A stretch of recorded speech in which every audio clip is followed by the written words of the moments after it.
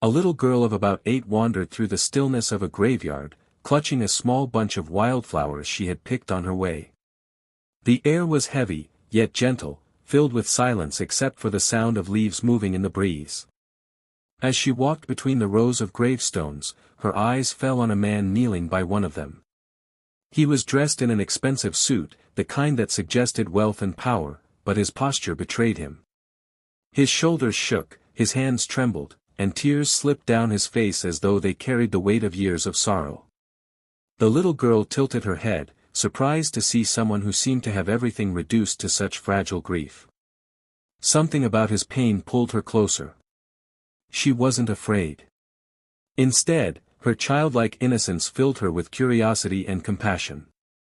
She took a few cautious steps toward him, watching as he pressed his hand to the stone where the words, "Beloved Mother," were carved.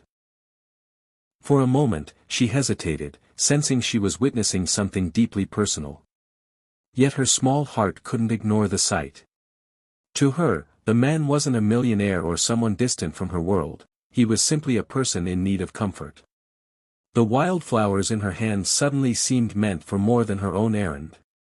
Slowly, she moved nearer, ready to share them, not realizing that this small act would change both of their lives forever. The man's lips trembled as he leaned closer to the headstone, whispering 2 words that carried a lifetime of regret: "Forgive me."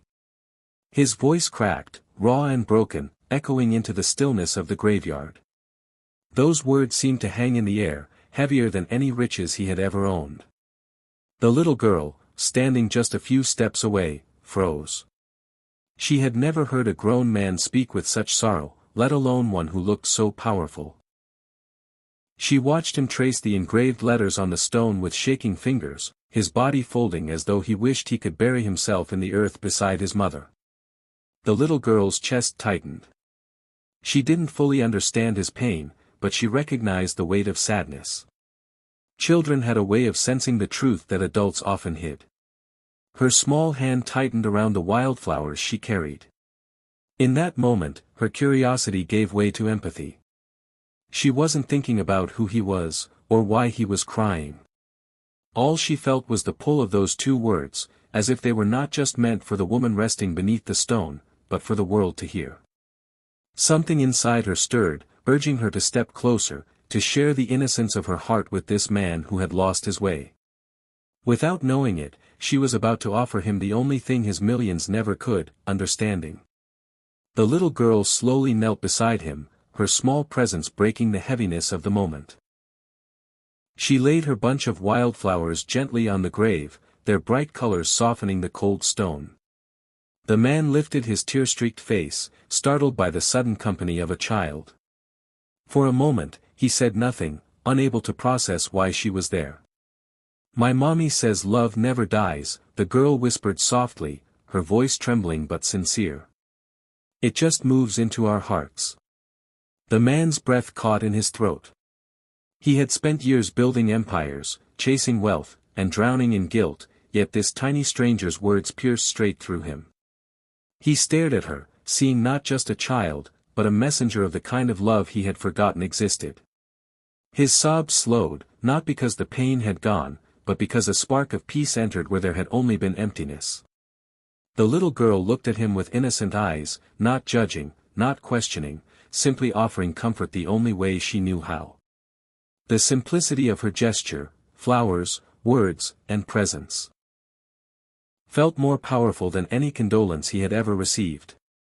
For the first time in years, he felt seen, not as a man of status or mistakes, but as a son grieving his mother.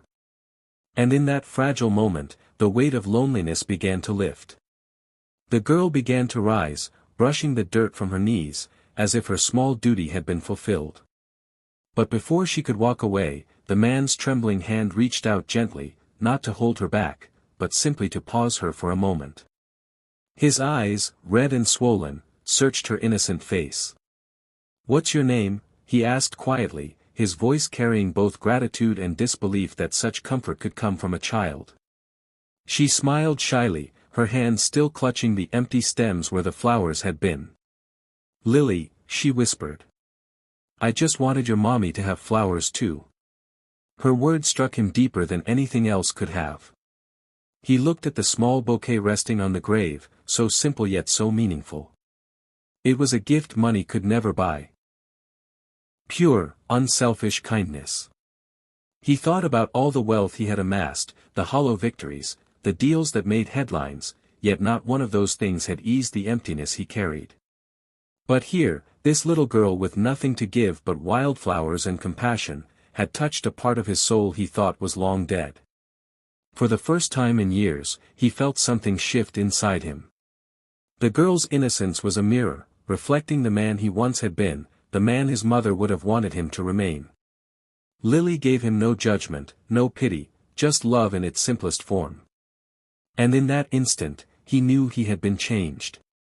Lily turned to leave, her little footsteps soft against the gravel path. The man watched her go, his chest heavy with emotions he could barely name. Something in him didn't want her to disappear just yet. Summoning what strength he had left, he called out, his voice steadier this time, "Thank you." She paused, glancing back at him with a small smile, then continued on her way, leaving behind the warmth of her presence and the wildflowers resting on the grave. The man lowered his head again, but this time, the silence around him felt different. The suffocating weight of regret had lifted slightly, replaced by a fragile thread of hope. He touched the carved letters on the headstone, whispering a new promise to his mother. "I'll make you proud, not with money, but with kindness." The words shook as they left his lips, but they were genuine, born from a heart that had just been reminded of what truly mattered.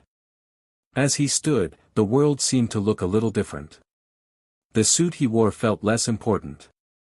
The wealth he possessed suddenly seemed like tools, not trophies. He realized he had spent so long chasing success that he had forgotten the simplicity of compassion, the very thing his mother had taught him as a boy. Lily's innocent gesture had given him something priceless. A second chance at living with meaning. And as he walked away from the grave, he carried with him the truth that true wealth is measured not in riches, but in love freely given.